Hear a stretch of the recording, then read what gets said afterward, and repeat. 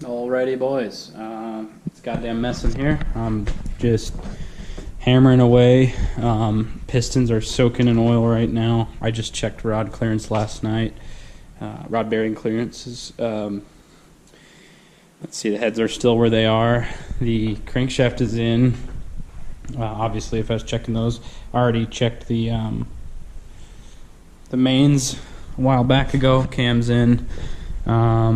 Going through this, see if I can get enough light, but after sticking the rods in and cleaning the crank and whatever, there's like one or two very, very small nicks.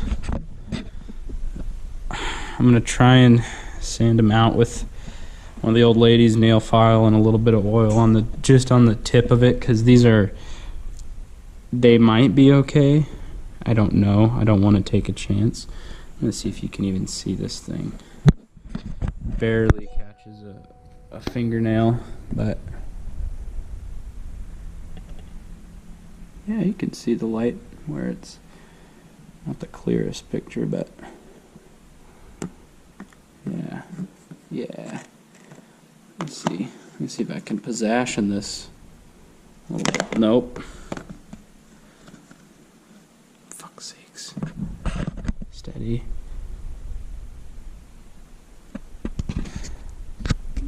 Actually, the glare makes it look gigantic, it seems like. Let's see. I mean, just a little bit. But pretty good. Not a lot of dings for my first time doing it. I did protect the rod bolts with some rubber hose, but still looks like somehow I got some nicks. Looks like just two that I'll need to mess with. So I'm gonna see how that goes. A little oil on this, and I want to avoid, really going around the whole thing, like polishing it. I'm not trying to polish it. I'm just trying to take the high spot out. If I can keep my sanding to a very small area, to where there's just a real small low spot, not much bigger than the initial ding, then I think we'll be okay. But we'll give it a rip. Oh, I got company. Son of a diddly. Okay, we're back. The nail file was a little bit coarse, a little bit more coarse than the finish, so I ended it with a 800 grit and took off as little material as I needed to just to get the burr off. But yeah, can hardly make it out, and nothing. I mean, I didn't take hardly any material off, just that burr. So, and you can see the scuffing is pretty similar. It's not too crazy of a deal here. See if that's any better.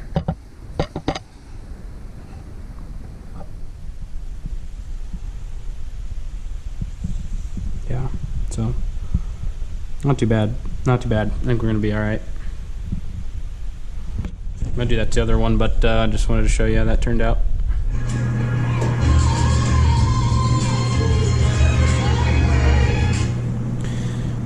Alrighty, boys. We're gonna prime this thing and set the valve lash on her.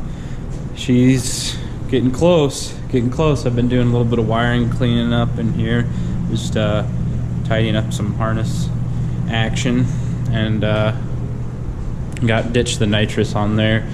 But yeah, this thing might get put back in today. I got some new motor mounts that I was painting up. These are from Bronco Graveyard.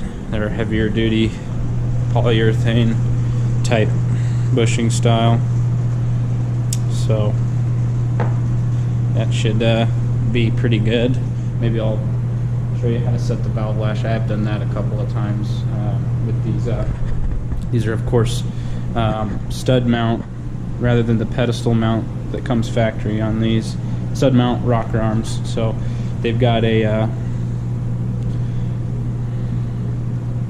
cap that after you prime the lifters, get pressure in there, you would, of course, set your lash and then just lock the Allen head lock nut in them. So that's pretty easy, honestly, a lot easier than the pedestal mounts dealing with little shims and stuff.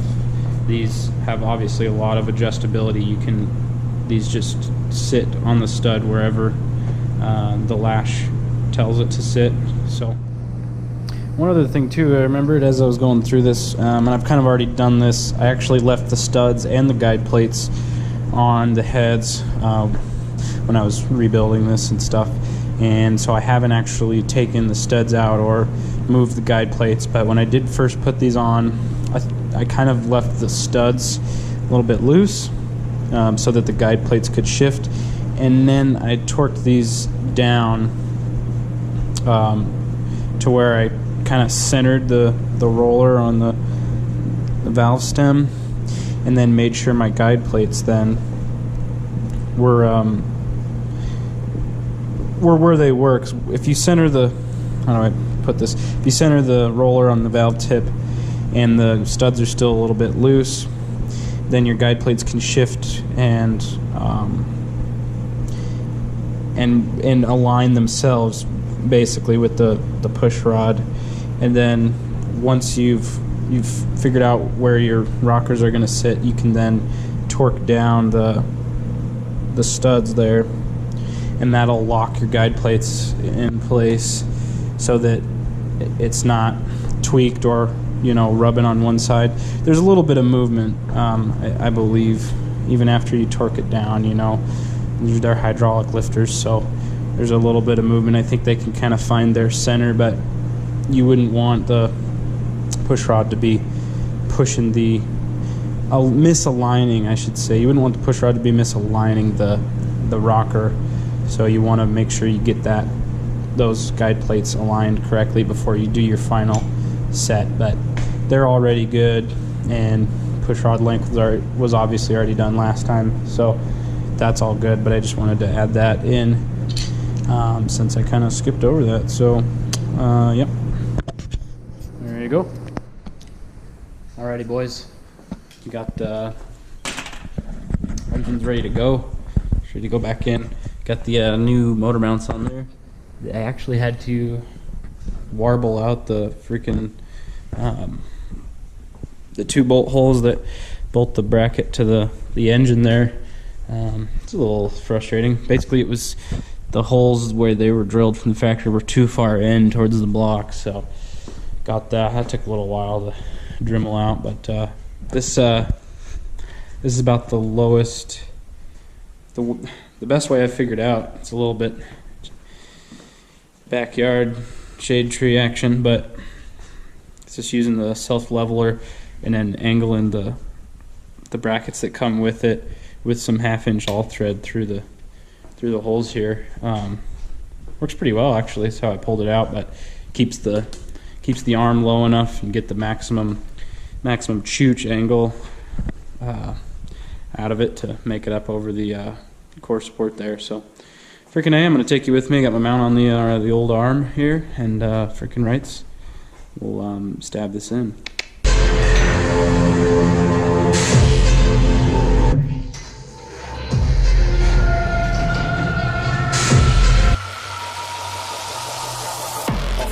Blind lava with the bar, Sean Carter mind trying to find Nirvana, going hard. I'm the courtyard piranha, kamikaze in the dark. When you talk hard to me, karma bites you in the ass. Thinking lateral, moving forward, look back at you. I'm too important to ignore, they put up with my attitude. Fuck 'em, I'm an arsonist, can't be missed. Still repping the bricks and fucking fresh up out the avenue. Fresh up out the city slums, smoke filling my shitty lungs. Too many Philly blunts, what a silly cunt. You don't wanna front, that's a silly stunt. He said he wants beef, but he really don't. We bring the rockers for these crazy motherfuckers. We bring the rockers for these crazy motherfuckers. We bring the rockers for these crazy motherfuckers. Bring back the rockers.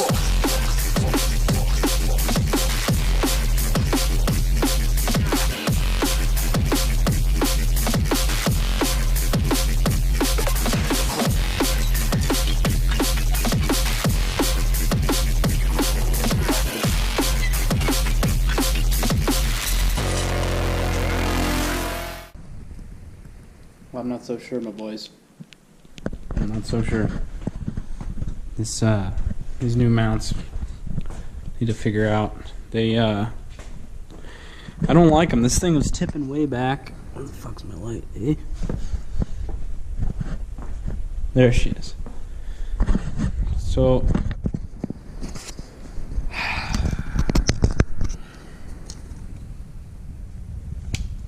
you can see the surface area, and I mean, I honestly saw this before, but the surface area upon which the mounting face is touching the frame there is a lot smaller, so it won't just sit in there loose. This thing will tip all the way back till it hits the firewall, pretty much, if you don't tighten the bolts. And evidently it might be like up to an inch or something, it said on the instructions, taller or something, which would really suck because I've got the fuel lines coming up above the bell housing there with pretty minimal clearance as they were. So we'll frickin' see. I don't know. And it looks like I was trying to figure out how I would see if this thing is centered this way or parallel with the truck or straight, if you will. God, what a difficult word. Because it seems like it's a little bit like that, and I just don't know. But I guess the only way to see if she works is to just try and bolt stuff up to it. Also, I need to pull a little weight off of it and then push the one side down, because you can see we're sitting in here kind of cattywampus like.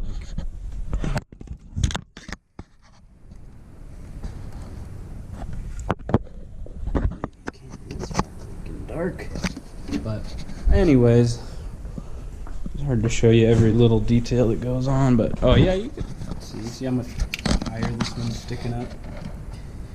That might be my fault, but we just need to take some weight off of her and then push the one side down and try and get it level, I guess, somehow. So seemed like these were much easier to set down in. Makes sense. I mean, most OEM parts are a lot easier. So, but look at the surface area on the face where it meets the frame. Freak sakes. Anywho, I'm gonna fuck with that a little bit. Alright, boys, we made it happen. She's level. About as level as we can get, I should say. As far as straightforward, it seems to look a little better aligned as far as being straight in the engine compartment, but we'll see, I guess. I'm gonna maybe try and bolt up a header here. It's getting kind of late, but bolt that up, see if the transmission still fits, or if the bell housing's too high now. That's one of my concerns. The other being, if it is higher, you'll remember the way this passenger side header sits. The O2 sensor sticks out right there and comes just underneath the frame rail right there. There's been some footage of me working on that, but so if it is indeed higher, that's no longer going to work, because that was, you know, there was maybe a ½ inch of clearance or something, and it was real tight. So we'll have to, I guess, weld on a different bung somewhere, maybe just right behind it or something. Not too big of a deal. We can get her done, but yeah, so those are the only things I'm seeing that are going to be a little bit funky that I might have to work through, but other than that, we should be just slapping her back together and having a Cheech and a girdle.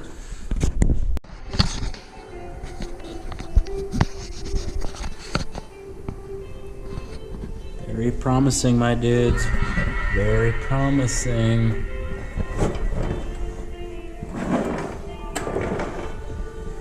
Looks like it's actually